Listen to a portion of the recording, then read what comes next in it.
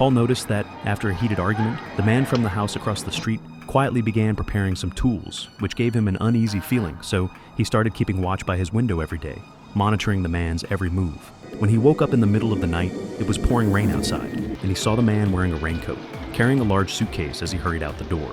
Paul glanced at the time. It was 2 a.m., which seemed odd for someone to be going out with luggage at that hour. What was even stranger was that the man returned shortly after, but within minutes he was back out again with the suitcase.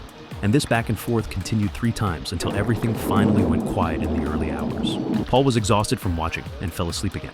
When he woke up next, he caught sight of the man entering the room with rope, stuffing his wife's clothes piece by piece into the suitcase and tying it up tightly with the rope. He told his girlfriend about this when she came to visit, but she thought he was being overly anxious, suggesting that perhaps the woman had just gone to the countryside to rest.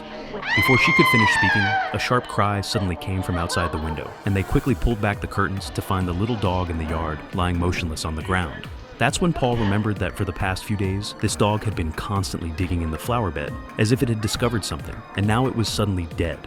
Could it be because it had dug up something it shouldn't have? Even stranger was that while all the other residents poked their heads out to see what happened, only that man showed no reaction, staying hidden in his dark house as if nothing had occurred. Paul suddenly remembered he had a friend who was a police officer, so he immediately contacted him and shared all the suspicious details.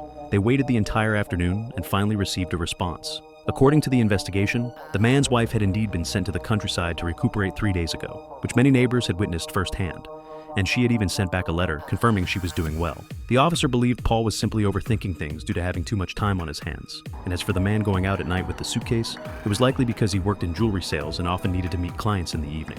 Although his girlfriend also hoped it was just a false alarm, that night they discovered something new and troubling. The man began packing up large amounts of his own clothing, clearly preparing to move. And most suspiciously, he was holding his wife's handbag, which was filled with valuable jewelry, and he had even removed her wedding ring and placed it in the bag.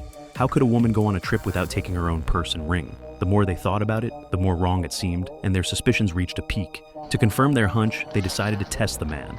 Paul wrote a note and had his girlfriend secretly deliver it, with the message, "What did you really do to her?"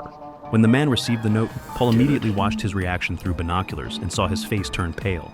His expression panicked as he looked around trying to figure out who had sent it. Fortunately, his girlfriend managed to hide behind a wall corner and wasn't discovered. From that point on, the man's actions became more hurried, as if he planned to leave that very night. Paul knew he couldn't wait any longer. Some things needed to be investigated thoroughly.